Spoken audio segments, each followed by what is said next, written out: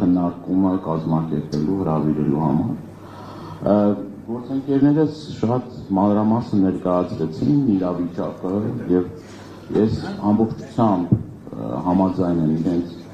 դիրքորոշմանը հնչած մտքերին, չեմ ուզում կրկնվեմ, իրապես դժվար է, որ մենք անուններ ենք հնչեցնում, որ մեկի անունը մոռանում ենք, հետո մեզ չենք ներում, որովհետեւ հիմա շատ մարդիկ էլ կան, որոնք հանրային դեմքեր չեն, բայց իրանք գտնվում են անազատության մեջ եւ մի քիչ անարդարության ստեղ էլեմենտներ ես ինքս բան եմ անում, ասում այս մեկի անունը չտվեցի, այս մարդը հանրային դեմք չի, բայց քաղաքական դրդապատճառներով հայտնվել է անազատության մեջ եւ նաեւ միանում են գործընկերեն սիրելի հայրենակիցներ ջան, այն մարդիկ, որոնք որ քրեակատարողական հիմնարկներում չեն, բայց տնային կալանքի տակ են, էդ էլ գործընկերս ասեց ինտենսիվ խափանման միջոց է եւ նույն կալանքից գրեթե ոչ մի բանով չի տարբերում, միայն բացառություն ունենա որ մարդը իր ընտանիքի անդամների հետ է։ Շատ դեպքերում նաեւ զրկում են այդ մարդկանց խոսքի իրավունքից, նաեւ իրենց հայտարարություն անելու իրավունքից։ Ես միգուցե թվա մի քիչ անձնական է սրբազան պայքարի գործը, բայց ես քանի որ պարոն Սուրենյանցը ասեց, ես ուզում եմ մի քանի դրվագներով ներկայացնեմ այս գործի ամբողջ պերճանքն ու դժվարությունը։ Ինչ է տեղի ունեցել։ Այս ամիսների ընթացքում, մինչև իրենց կալանավորումը, մենք շատ պարզ եւ այդ ամեն ինչքան ակնհայտ էր, որ ամեն րոպե ու ամեն վայրկյան մենք զգացել ենք հատուկ ծառայությունների եւ բոլոր ուժային կառույցների այդտեղ իրենց այդ հատվածներում կեցավայրում բանում իրենց ներկայացումը։ Այդ ակնհայտ է եղել, էլի Սրբազանը 3 դատի ժամանակ էլ ասեց, որ մի քանի անգամ չգիտեմ, այդ անօթաչու թռչող այդ սարքերը տեսանկարահանող բաները անգամ ձեռքով արել։ Այսինքն այդ ամեն ինչը շատ լավ պատկերացրել են, գիտեին, տեսնում էին եւ այլն, բայց սրանք ճիշտ ասեցիք, որ բերեցին նախ կալանավորեցին, դրանից առաջ այդ ռեպրեսիոն համակարգը ամբողջությամբ ուրեմն աշխատում էր։ Բոլոր այն մարդիկ, որոնք որ գալիս էին, մինչև ձերբակալության մասին խոսքը, երբ որ գալիս էին եւ Բագրատ Սրբազանի կեցավայրում հանդիպումներ են ունենում, այդ մարդկանց նկատմամբ ուրեմն եթե Աստված մի արարած այդ մարդը պետական աշխատող է, աշխատանքից ազատում տարբեր մարդկանց, տարբեր գործիչների վրա ճնշումների գործադրում։ Այսինքն այդ ընթացքն էլ շատ բարդ ու դժվարին ընթացք է եղել։ Եվ երբ որ արդեն այդ ձերբակալությունները կատարվեցին կեցավայրում, հետաքրքիր էր իրենք ինչ էին տանում այդ կեցավայրից։ Ուրեմն սրա մասին շատ է խոսել, բայց գործի աբսուրդի նաև այս հիմա ապացուցողական փուլն է։ Ուրեմն Երևան քաղաքի քարտեզ ծուխ այնտեղ եթե չեմ սխալվում նաև եռանկյունի նշան կար, որ նախկինում այդ տարածքում շինարարական կազմակերպություն էր եղել, այդտեղ նաև օրինակներ էր եղել, որովհետև այդ շինարարական կազմակերպությունը ամրանների գործ էր անելուց եղել, այնտեղ նմուշներ, մի քանի այդ ամրանների նմուշներ էր մնացել, այդ ամրանների նմուշներն էլ են գործին կցել իբր բան, էլի, եւ ահաբեկչության գործիք է, այնտեղ պոլիփեդ, բանսես բաներ են տարել, ու սա համարում են, որ պլանավորել են, ասացի քարտեզով, բանով, ասես ամբողջությամբ աբսուրդ եւ գործընկերս ասեց, մինչև այս պահը որևէ մի փորձաքննություն չի կատարվել։ Ոչ ձեռաբանական, ոչ, չգիտեմ, այդ նյութերի եւ այլ։ Այսինքն նաեւ մենք ունենք մեր վերլուծությունը, որ ամբողջությամբ մոնտաժված եւ կեղծված ձայնագրություններ։ Եվ դրա հիման վրա 7 ամիս շարունակ հայրաքելական Սուրբ եկեղեցու Սրբազան հայրը գտնվում է անազատության մեջ։ Ածը մեկուսարանում։ Սա չափազանց դժվար է, սիրելի հայրենակիցներ,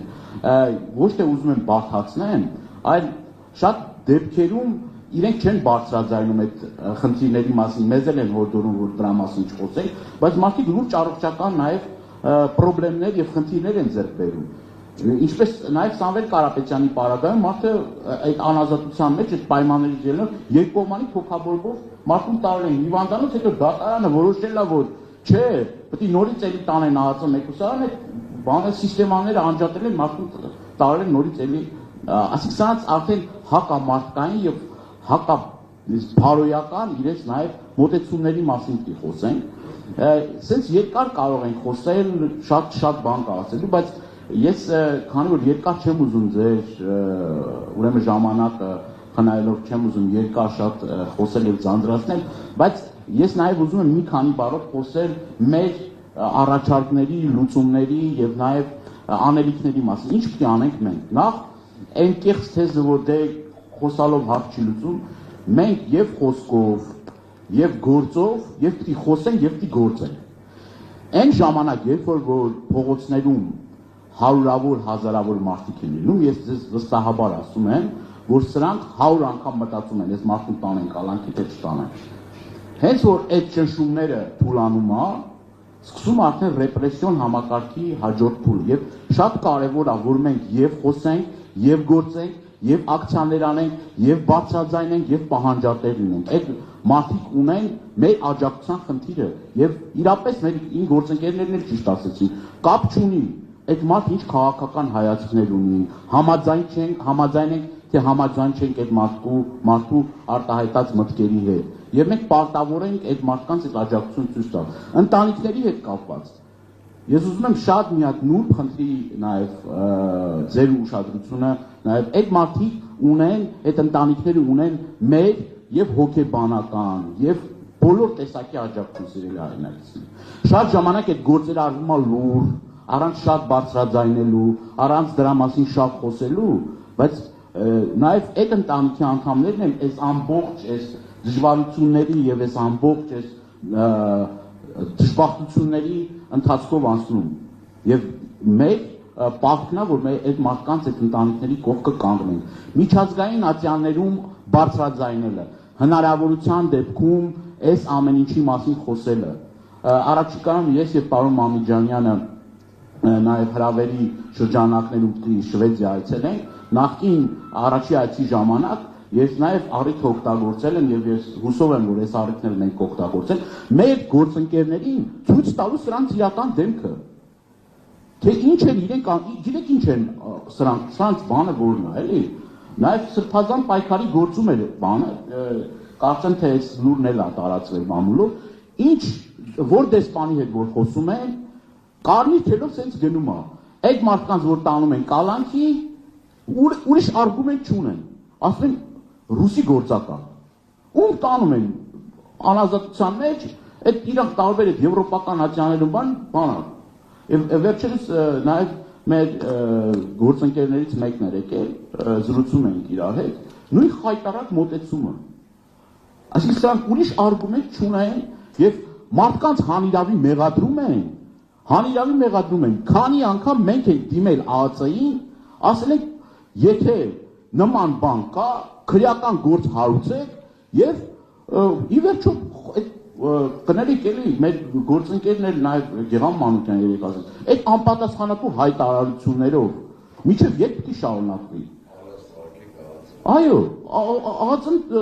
ուժային կառույցները սարքել են իրենց ձեռքի գործիքը։ Անգամ բանը հասել է նրան պատարակների են մասնակցում, բաների, քահանաներին են ահաբեկում։ Այսինքն ամբողջ իրենց այս ուժային գործիքակազմը կիրառում են եւ այս երկակի ստանդարտները, չէ՞։ Մարդ ուղիղ եթերում վեհափառ հայրապետին գլուխը ջարդելու, քարով խփելու, սպանելու կոչ անում, միջև ոչ մի գործ չկա։ Մայրաթոր Սուրբ Էջմիածնի տարածքում հաղորդում եմ ներկայացրել հանցագործության մասին, որ վեհարանի դուռը ջարդում են, ոստիկանապետին, այս որ փոխվեց այդ ոստիկանապետին, հաղորդում եմ ներկայացրել, պատասխանը գիտեք ինչ է, ու տեղում եմ այդ հաղորդումը ներկայացրել, որ ինչ են անում, ամենակեղտոտ հայհոյանքներով, դուռ ջարդելով, բռնություն գործադրելով։ Եկել ասում մենք ասում բանը հանցակազմ չենք տեսնում այդ ամեն ինչի մեջ, մենք բան չենք տեսել, ոչ մի բան չի եղել, հարյուրավոր հազարավոր ոստիկանների ներկայությամբ։ Այսինքն հիմա այստեղ նաև նստած է հարգարժան պարոն Ղազարյանը